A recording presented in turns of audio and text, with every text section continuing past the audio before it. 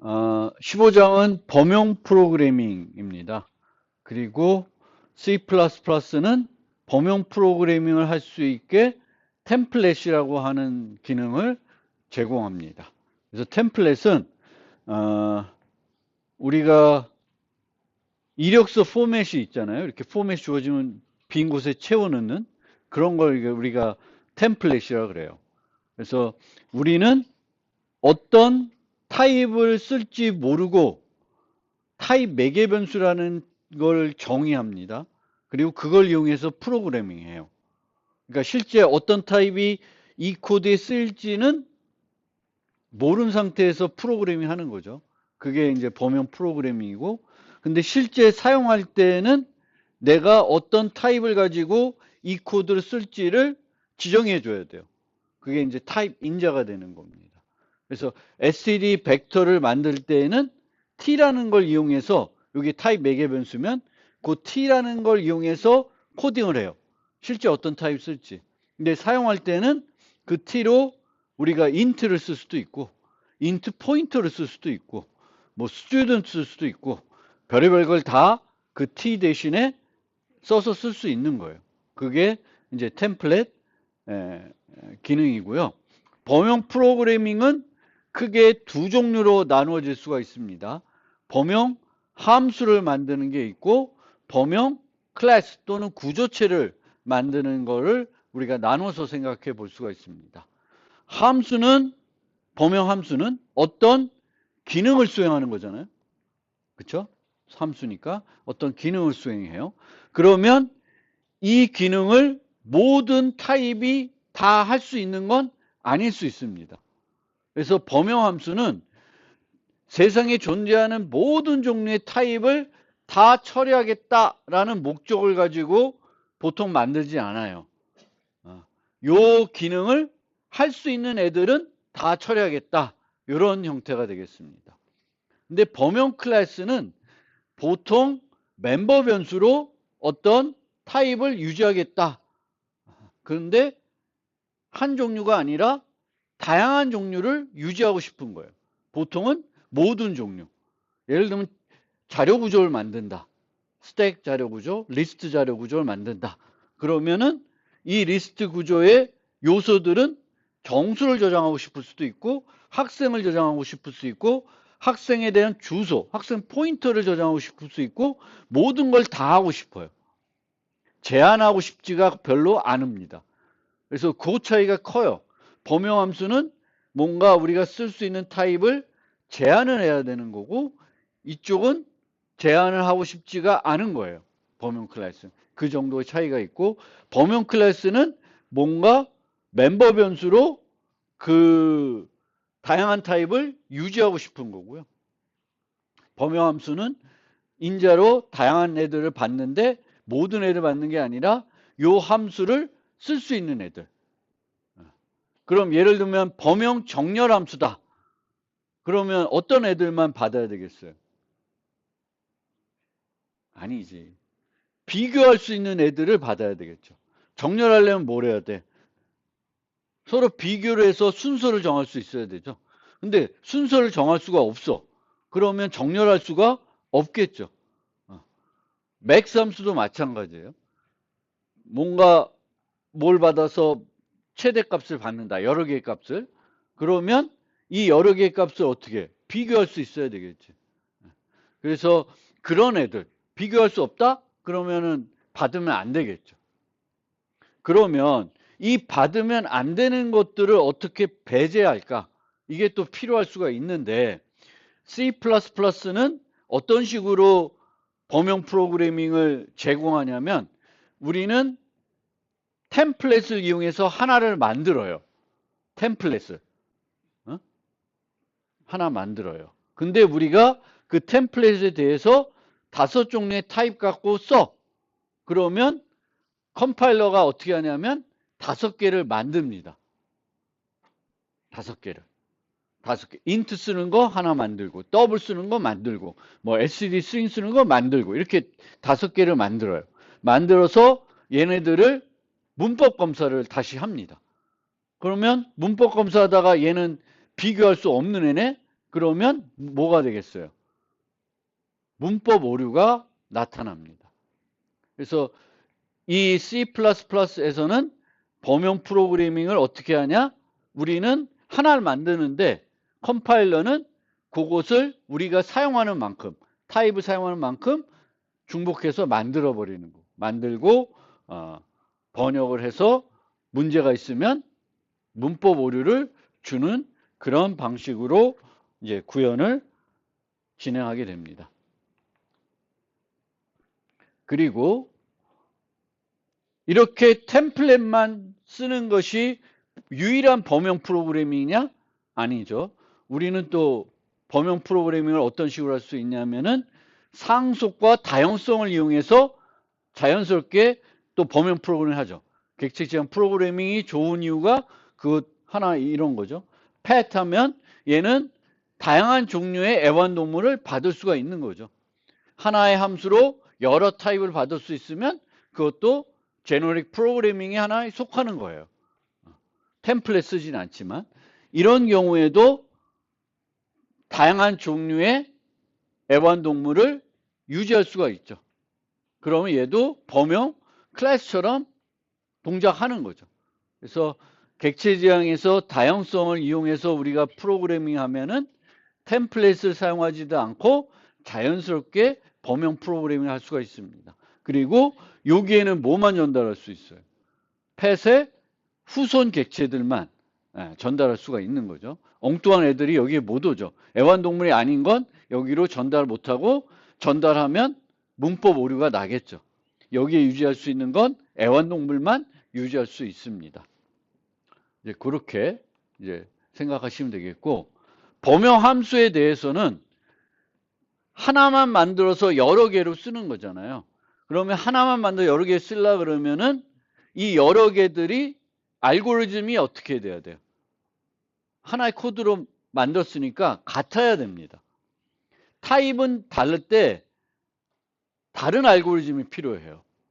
그러면 범용 프로그래밍으로 하는 게 아니라 뭘 하는 거예요? 오버로딩, 다중정의를 하는 거예요. 그래서 이런 애드와 이런 애드는 다른 거죠. 정수 두 개를 더하는 거하고 문자를 더하는 거, 문자는 결합하는 형태가 되겠죠. 그러면은 얘는 이제 템플릿 이용해서 프로그램 하는 게 아니라 오버로딩을 하는 거예요. 다중정의를 하는 거예요. 그래서 범용 함수를 만들어야 되는지 다중정의를 해야 되는지, 타입이 달라져도 알고리즘은 안 변해. 그러면 다중정의를 할 필요 없이 우리는 뭘만 하면 돼? 하나만 만들면 되죠, 템플릿으로. 근데 실제로는 누가 다중정의 해주는 거예요? 컴파일러가 해주는 거예요. 컴파일러가. 우리는 그냥 하나만 만들되 실제로는 내부적으로는 다중정의하는 형태가 되죠. 누가? 컴파일러가 내 대신 해주는 거예요. 그렇게 생각하시면 돼요.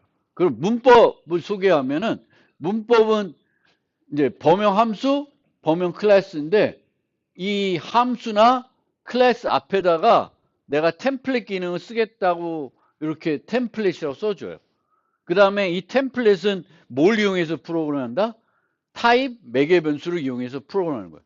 어떤 타입인지 나는 신경 안 쓰고 뭔지 모르겠지만 다양한 것들 대신에 t라는 걸 이용해서 프로그램 하겠다라는 거예요.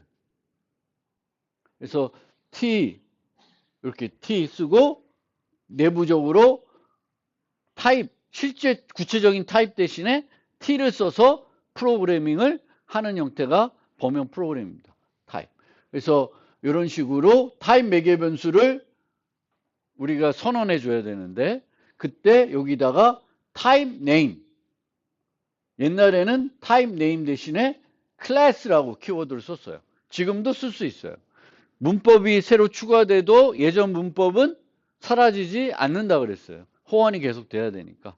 그래서 예전에는 클래스 썼는데 클래스라 쓰면은 마치 뭔가 구조체나 클래스만 와야 될 것 같이 착각하는 경우가 있어서 실제로는 이 t에는 다양한 것들이 올 수가 있죠. 원시 타입도 올 수도 있고 그 원시 타입의 참조도 올 수도 있고 뭐 별의별 게 다 올 수가 있어요. 그래서 그렇게 되는 거고, 이 타입 매개 변수를 꼭 하나만 써야 되냐? 아니에요. 여러 개 쓸 수도 있습니다. 그래서 이런 식으로 여러 개를 사용할 수도 있습니다. 그리고 우리가 보통 변수 이름을 쓸 때는 그 변수가 뭘 나타내는지를 잘 알 수 있도록 가독성이 좋게 이름을 지어야 되잖아요. 근데 얘는 타입이잖아요. 근데 타입은 뭔가 좋게 이름을 지을 게 별로 없죠. 얘가 뭔가 어떤 구체적인 정보이면은 뭐 얘가 이름이다 그럼 name 뭐 이렇게 해야 되는데 이게 아니라 그 name 앞에 오는 타입이거든요. 타입. 그래서 타입은 뭔가 특별하게 긴 이름 써서 의미를 전달할 게 별로 없어요. 그래서 예전에는 T를 많이 썼어요. 저는 또 그 세대라서 T를 많이 씁니다. 대문자 T 하나로 프로그램을 많이 해요. 근데 요즘은 뭐 T도 쓰고 E도 쓰고 U도 쓰고 V도 쓰고 막 가지각색으로 많이 쓰더라고요. 근데 별로 뭐 긴 이름을 쓰지는 않아요. 왜? 긴 이름 써서 뭔가 가독성을 높일 수 있는 게 별로 없습니다. 근데 여러 개를 쓸 때는 이 타입과 이 타입이 좀 구분하기 위해서 길게 쓸 때도 있습니다. 예를 들면 뭐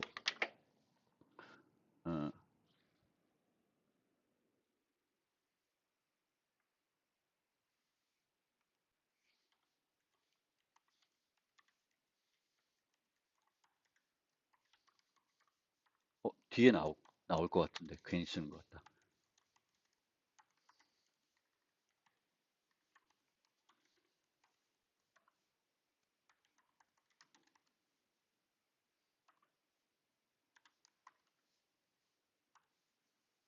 뭐 이런 식으로 맵은 뭐예요? 맵 자료 구조는 키와 그 키와 연관된 값을 두 개를 저장하는 거잖아요.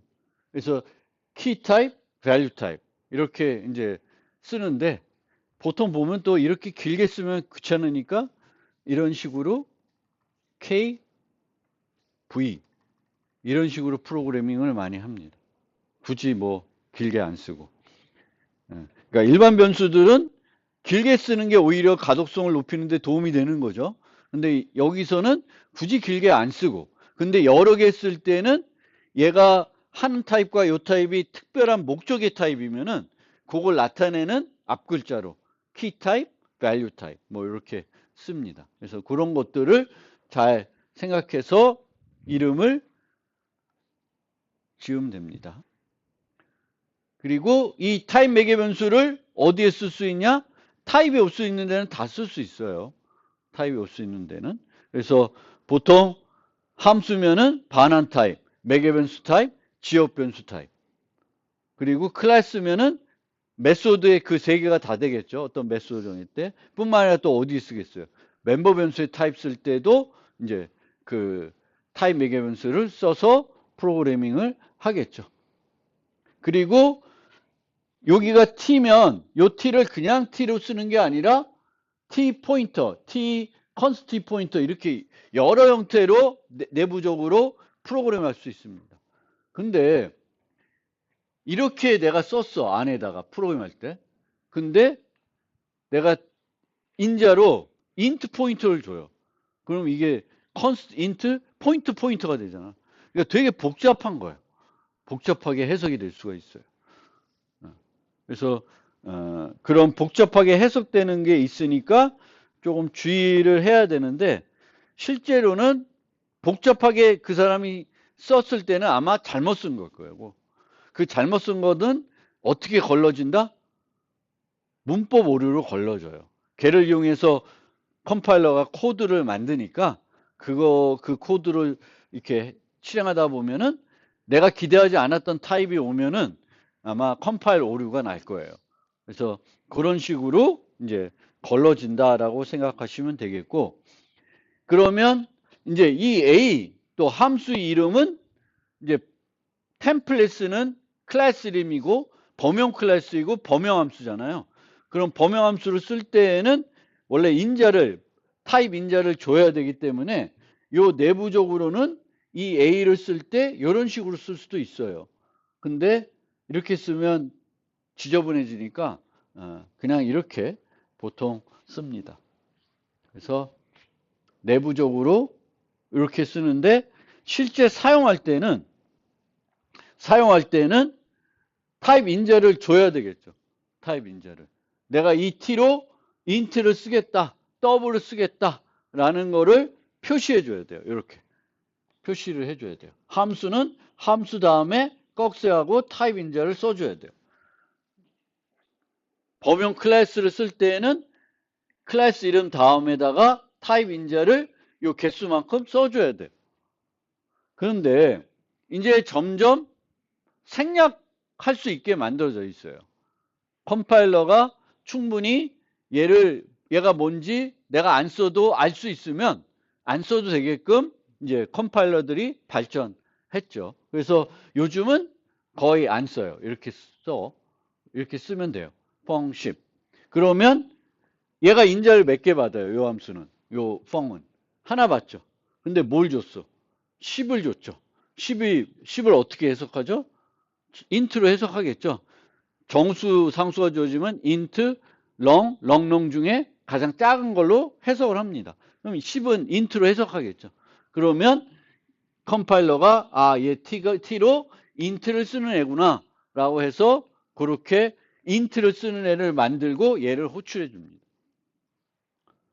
그리고 이제 이렇게 쓰면 코드를 읽을 때 이게 범용함수인지를 착각할 수 있으니까 그냥 일반 함수로 생각할 수 있으니까 얘가 범용함수다라는 거를 강조하고 싶으면 이렇게 쓰기도 해요.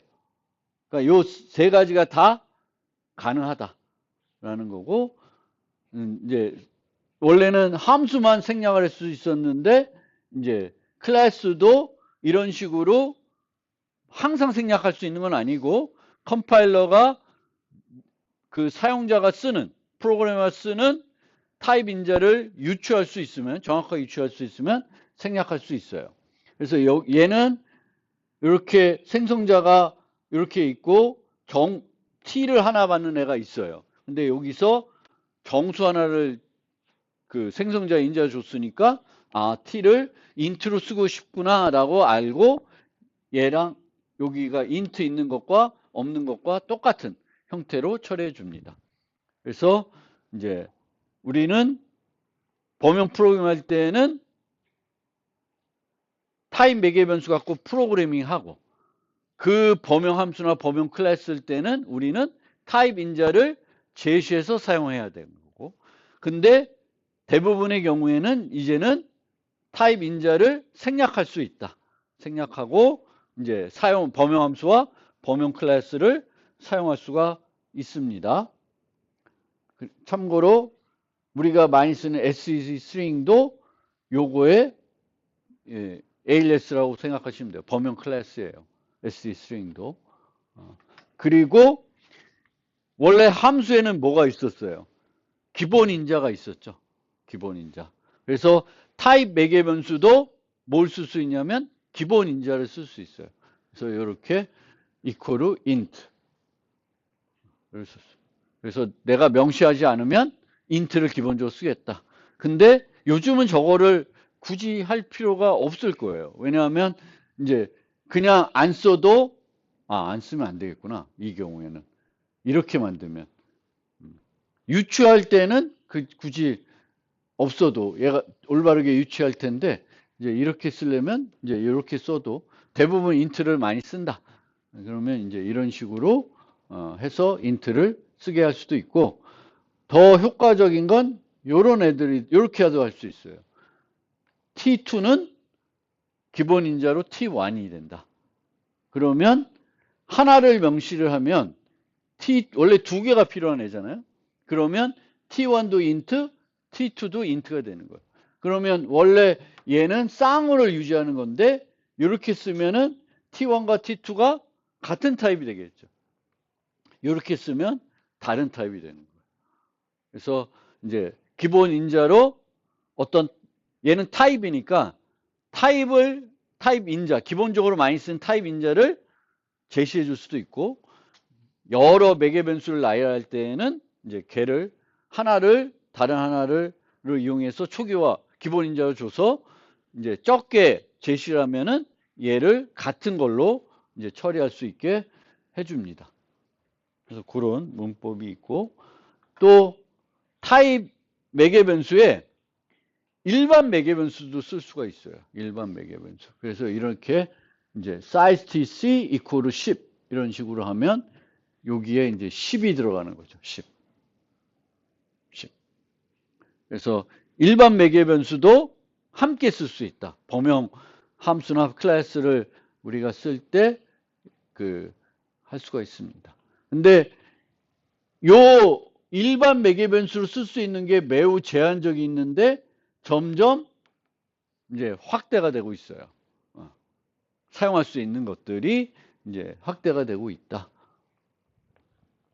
그 정도로 이해하시면 되겠고, 그게 기본적인 문법이에요. 몇 가지 더 있어요. 근데 그건 좀 이따 또 설명드리고, 아까도 얘기했듯이 범용함수, 범용 클래스는 우리는 타입 매개 변수를 이용해서 하나만 만드는 거예요. 하나만 만들지만 실제 내가 그거를 5개, 뭐 n개의 서로 다른 타입 인자 갖고 걔를 사용했어요. 그럼 컴파일러는 걔를 몇 개 만들어요? n개를 만드는 거예요. 그거를 n개를 만들고 다시 검사를 합니다. 그래서 2번의 검사를 해요. 첫 번째는 타입 매개 변수를 쓴 상태로 검사를 합니다. 근데 그때 할 수 있는 검사는 되게 제한적이에요. 왜냐하면 이 t가 뭐가 될지 모르니까 어떤 부분들은 검사를 못해요. 근데 t가 뭔지 몰라도 검사할 수 있는 부분들이 있겠죠. 코드 중에. 그거는 먼저 해요. 그 다음에 뭘 하냐면 쭉 프로그램 컴파일러 보니까 요 코드를, 요 범용 코드를 호출하는 또는 생성하는 어떤 문이 왔다. 변수 선언이 왔다. 또는 함수 호출이 왔다. 그럼 이제 범용 클래스에 대해서 그 타입 인자, 또 범용 함수에 대해서 그 타입 인자에 대해서 코드를 만들어야 되잖아요. 그럼 코드를 만듭니다. 그 다음에 이제 코드를 만들면 이제는 완전한 코드죠. 여기에는 타입 매개 변수가 없어. 그냥 우리가 일반적으로 만든 코드하고 똑같은 코드가 만들어진 거죠. 그럼 그렇게 된 다음에는 뭘 해? 다시 한번 문법 검사를 해요. 그래서 2번의 문법 검사를 하는 거예요. 근데 2번째 문법 검사할 때는 문법 오류가 또 날 수가 있죠. 그래서 이렇게 문법 오류가 나면 내가 사용할 수 없는 타입을 이제 요 범용 코드에 쓴 거죠. 아니면 잘못 프로그램 했던가 뭐 이렇게 되는 겁니다. 그래서 n개 내가 어떤 범용 함수가 하나 있는데 내가 이 범용 함수를 뭐 n개의 서로 다른 타입 인자 가지고 호출했어요. 그러면 코드가 n개 만들어집니다. 그러니까 나는 하나만 정의했는데 코드는 함수는 10개가 만들어진 거죠. 그래서 프로그래밍 코드, exe 파일의 코드는 엄청나게 커져요. 내가 쓰는 타입 인자의 개수만큼 코드가 커지는 거예요. 그 문제를 템플릿 블로팅이라고 그래요. 내가 쓴 타입 인자만큼 코드가 만들어진다. exe 파일 코드가 커진다.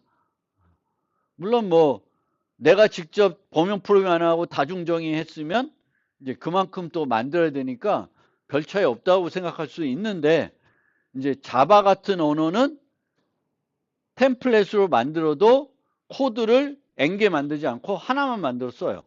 그러니까 처리하는 방법이 다른 거지. 그래서 C++에서 처럼 처리하는 방법, 2단계 이제 문법 검사를 하는, 다 일일이 만들어서 문법 검사하는 그런 형태들은 이제 템플릿 블로팅 하는 문제가 있습니다. 그래서 그게 단점이 되기도 하지만 이제 그런 방식 때문에 뒤에 설명드릴 메타 프로그램이라는 게 가능해지기 때문에 또 장점이 되기도 해요. 그리고 이런 방식으로 하기 때문에 실행 시간 오류가 잘 안 나. 템플릿 프로그램 할 때. 대부분 뭐가 나냐면 문법 오류로 걸러줘요. 근데 자바에서는 문법 검사에서는 잘 안 나는데 실행 시간에 잘 주고. 그래서 그런 장단점이 서로 있는 방식이다 라는 거고요. 이 코드를 만들 때 모든 코드를 다 만들지 않아요. 필요한 것들만 만들어요. 꼭 필요한 것들만. 그러니까 템플릿 블로팅이 문제라고 지적이 돼서 그런지 모르겠는데 어쨌든 컴파일러 입장에서는 모든 애들을 만들지 않고 필요한 애들만 만든다. 그래서 예를 들면 클래스가 있으면 메소드를 내가 10개 정의했어. 근데 프로그램에서는 한 5개밖에 그 중에 메소드만 사용하지 않아. 그러면 그 5개만 포함된 클래스를 만들어 놓고 5개는 포함시키지 않고 이제 쓰는 거예요. 그래서 그렇게 됩니다. 근데 그렇게 되면 이제 문법 오류가 있는지 없는지 어떤 문제가 되는 코드가 있는지를 온전하게 검사하기가 어렵습니다. 그래서 이제 이렇게 문장을 하나 딱 넣어놔요. 그러면은 얘가 모든 메소드에 대해서 다 인트를 위한 코드를 만들고 문법 검사를 합니다. 그래서 문법 검사를 하기 위해서 일부러 요 하나를 이렇게 포함시켜 놓고 검사를 해볼 수 있어요. 내가 어떤 타입에 대해서 얘를 쓸 거다.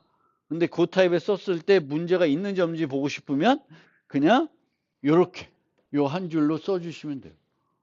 얘는 뭔가 그 클래스의 변수를 선언하는 것도 아닌데 그냥 코드를 만들려고 하는 거고 코드를 만들고 만들면 얘는 뭐해? 문법 검사를 하겠죠. 그래서 문법 검사를 하기 위한 목적으로 얘를 쓸 수 있습니다.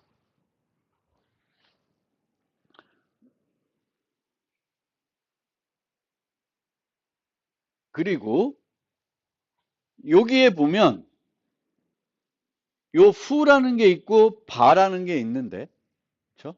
이 바는 t하고는 상관이 없는 그런 함수예요. 그렇죠? 그래서 얘는 그냥 그 1단계 검사에서도 컴파일러가 뭔가 판단할 수 있는 그런 애들이에요. 근데 얘는 판단을 못하죠. 이 f가 있는지 없는지는 뭘 알아야지 돼? t를 알아야 되죠. t를 알아야 t 땡땡 f가 있는지 없는지를 알 수 있습니다.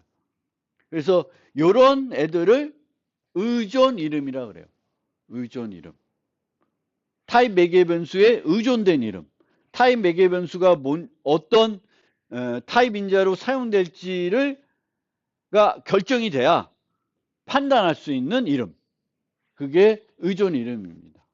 그래서 이 의존 이름과 그렇지 않은 애들이 있는데 의존 이름이지만 컴파일러가 의존 이름이 아닌 것으로 잘못 판단할 수가 있습니다. 이때는 요 앞에다가 타입 네임을 수식해줘요.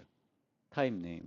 그래서 착각하지 마라. 얘 의존 이름이야. 1단계에선 검사하지 마. 2단계 가서 검사해라. 그래서 괜히 원래는 타입 네임이 어디에 쓰이는 거야? 여기에 쓰이잖아요. 근데 여러분들이 이제 돌아다니는 C++ 코드 보면 복잡한 코드 보면 여기에 타입 네임이라는 게 있는 게 아니라 이런데 어디 뭔가 변선할 때 타입 네임 있고 막 그래요. 그럼 그건 뭐다? 얘가 의존 이름이라는 거를 컴파일러한테 알려주는 거예요.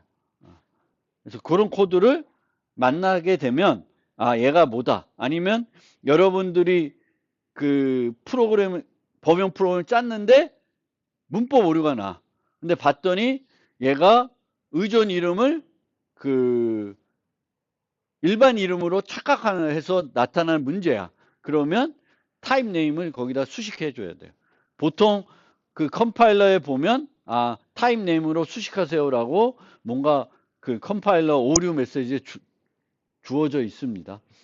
그래서 그렇게 알아두시면 되겠고요.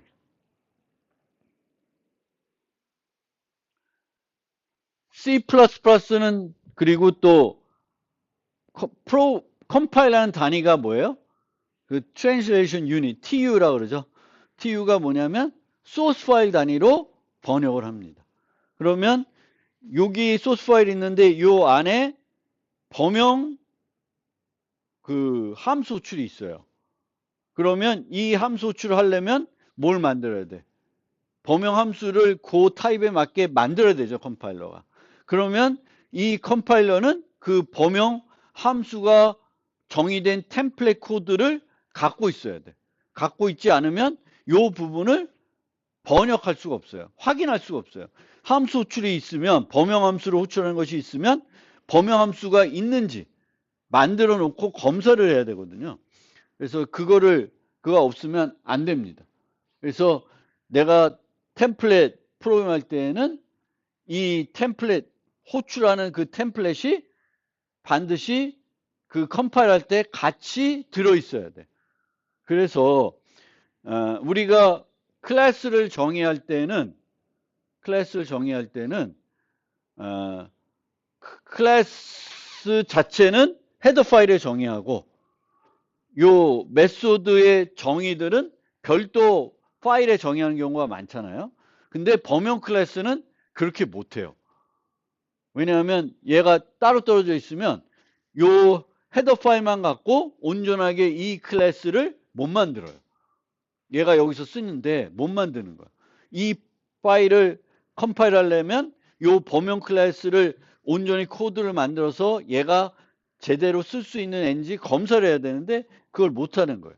그래서 범용 클래스를 우리가 정의할 때는 헤더 파일에 클래스 내에다가 함수도 다 정의해 버립니다. 걔는 ODR의 문제도 안 생겨요. 그래서 다 정의해요. 마찬가지로 범용 함수를 만들더라도 이 범용 함수를 다른 데다가 CP 파일에 만들지 않고 어디다 만들어요? 보통 헤더 파일에 만들어요. 왜냐하면 이 범용 함수의 템플릿은 이 파일에서만 필요한 게 아니라 여러 파일에서 필요할 수가 있습니다. 그럼 그 파일마다 만들어서 써야 되기 때문에 컴파일러가 그래서 그거를 주의해야 된다. 주의. 그래서 템플릿을 쓰려면은 컴파일러가 그 템플릿을 온전히 다 가지고 있어야 된다. 그래서 보통 템플릿들은 헤더 파일에 전체를 다 정의합니다. 범용 함수가 됐든 이제 범용 클래스가 됐든. 그러면 이제 예제를 하나 보면 이제 페어 클래스를 이제 이런 식으로 정의할 수가 있어요. 근데 여기서도 보면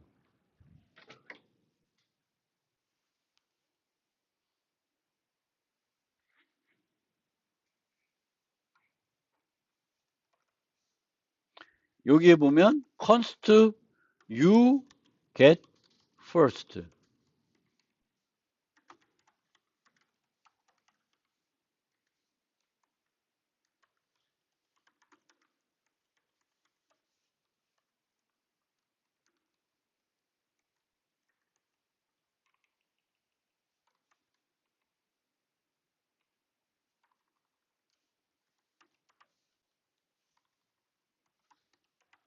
이렇게 두 개를 만들고 있는데 얘를 두 개를 안 만들고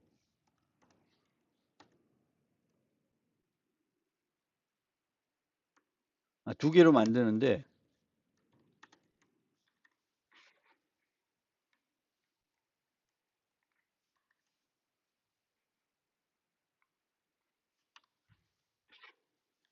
이렇게 만들면 어떤 문제가 생길까요?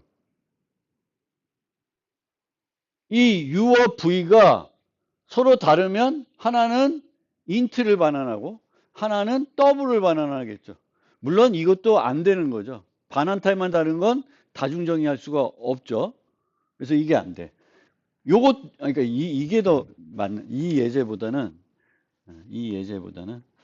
이게 더 맞는 예제는. 어이.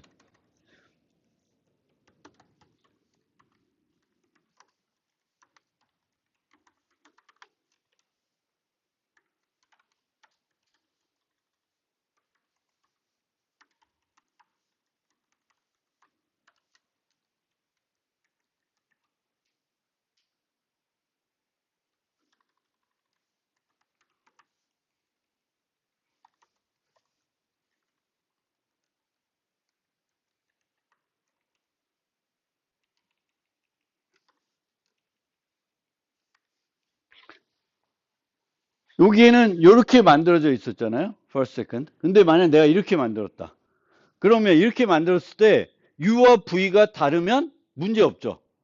하나는 뭐 int고 하나는 double이면은 하나는 int 참조를 받는 애고 다른 애는 double 참조 받으니까 문제가 없죠. 근데 UV가 같은데 내가 int를 줬어. 그럼 그때는 U와 V가 뭐예요? 같은 애가 되죠. 그럼 얘도 int 참조, 얘도 int 참조, 똑같은 애가 돼버리죠. 그러면 문법 오류가 나겠죠. 그래서 이렇게 여러 개의 타입 매개 변수를 쓸 때에는 이런 거를 주의하실 필요가 있어요. 이렇게. 이런 이거보다는 이건 원래 안 되는 거고 반환 타입 다른 거는 중복할 수 없으니까 얘는 그냥 하나만 이용해서 정의하고 싶을 수도 있는데 U와 V가 내가 여러 개 쓰더라도 타입 매개 변수 여러 개 쓰더라도 그 여러 개의 타입 매개 변수에 같은 타입 인자를 내가 줘서 사용할 수가 있잖아요.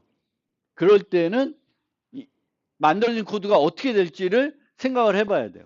그래서 이렇게 안 되고 안 되기 때문에 set first, set second를 쓰는 겁니다. 그래서 그거를 하나 알아두셔야 되겠고 그 다음에 왜 그러면 또 여기서 const 참조를 썼냐? 그냥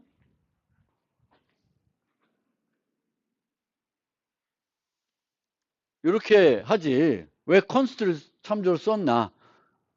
이제 이거는 내가 그냥 원시 타입만 가지고 쓸 거야. 그럼 저렇게 써도 되겠죠. 이렇게 U. 근데 요 범용 클래스는 타입 인자로 원시 타입도 올 수도 있고 무거운 애들도 올 수가 있어요. 그럼 무거운 애들은 뭘로 받는 게 좋아? 참조를 받는 게 좋죠. 그런데 원시 타입도 참조를 받는다고 해서 문제가 돼요? 얻어지는 이득이 없지만 문제는 안 되는 거죠. 그래서 우리는 범용 클래스를 만들 때에는 타입 인자로 원시 타입만 받는 게 아니라 원시 타입도 받고 무거운 애들도 다 쓸 수 있어 타입 인자로. 그럼 뭘 기준으로 프로그램 짜야 돼? 무거운 애가 효과적으로 짜주시면 돼요. 둘 다 보다는 무거운 애들이 효과적으로 우리가 될 수 있게끔 범용 템플릿 코드를 만들어 주시는 거예요. 그래서 여기서 이제 이런 식으로 컨스트를 쓴 거예요. 내가 만약에 얘 원시 타입만 쓸 거다. 그러면 이런 게 필요가 없죠. 필요가 없습니다. 그래서 그렇게 하면 되고 이렇게 만들어 놓고 이제 이렇게 씁니다.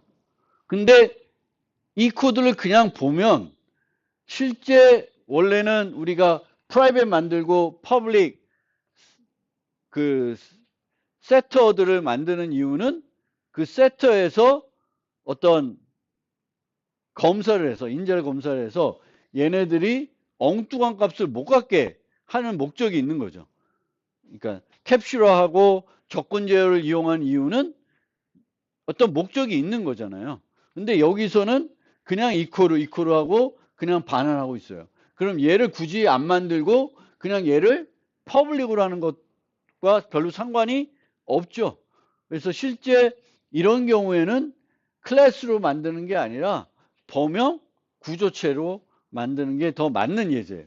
근데 그냥 그 문법을 소개하기 위해서 이제 페어 클래스를 소개한 거고 여러분들이 쓰는 SED 페어는 클래스가 아니라 뭐예요? 그냥 범용 구조체입니다. 그래서 jump first, jump second 이렇게 해서 그 멤버 변수들을 접근할 수 있어요. get 해서 하는 게 아니라.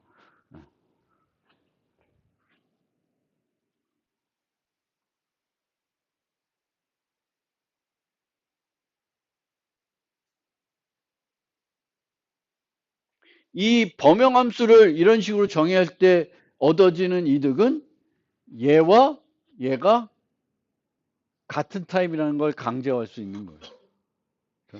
A, B가. V1과 V2는 같은 타입을 쓸 수밖에 없습니다. 그렇게 보시면 되겠고 이제 범용 클래스는 이제 이런 식으로 됩니다. 근데 여기서도 설명하고 싶은 건 이제 범용 클래스라는 거는 다양한 애들을 멤버 변수로 유지하고 싶은 거예요. 그리고 제공하는 메소드들이 타입과 상관없이 똑같다는 거예요. 똑같다는 거예요. 얘가 타입에 따라 다 다르면 이거를 만들 수가 없죠. 그렇죠? 그래서 얘와 이 코드와 요 여러 요 메소드의 코드들이 타입의 타입이 달라져도 메소드들의 알고리즘은 안 변한다는 거예요. 그러면은 내가 이제 이런 자료 구조 같은 스택 같은 거를 만들고 싶다. 그러면 정수를 저장하는 스택을 만든 다음에 얘를 기계적으로 범용 클래스로 바꿀 수가 있습니다. 인트를 다 뭘로 바꾸면 돼? t로 바꾸면 돼요. 근데 인트를 t로 바꿀 때 주의해야 될 점은 이제 얘가 이 t로 인트 같은 것만 받는 게 아니라 또 뭘 받을 수 있어? 무거운 애들을 받을 수도 있겠죠. 그래서 그런 것들을 주의해서 참조로 이렇게 하게끔 이제 만들어주면은 쉽게 인트 버전에서 범용 클래스 버전으로 바꿔줄 수가 있습니다. 그래서 이런 식으로 이제 얘가 핵심인 거죠. 여기다가 다양한 애들을 유지하고 싶은 거예요. 그러니까 저런 클래스를 하나 만들어서 쓰면 이제 SED 벡터 같은 게 이제 저렇게 생겨 먹었겠죠. 그렇게 됩니다. 그 다음에 이제 이렇게 범용 클래스나 범용 함수를 만들었는데 모든 애들이 다 똑같은데 특정한 타입에 대해서는 다르게 동작하게 하고 싶어요. 하나의 타입은. 그러니까 모든 애들은 다 이걸 쓰면 되는데 인트만은 좀 다르게 하고 싶어. 물론 스택의 인트는 다르게 할 이유는 없을 거예요. 근데 다르게 하고 싶다. 그러면은 스페셜라이제이션이라는 걸 쓸 수가 있어요. 스페셜라이제이션. 그래서 모든 애들을 똑같은 코드로 우리가 처리하는 게 아니라 특정한 타입만 조금 다르게 하고 싶을 때 특수화를 합니다. 특수화를 어떻게 해?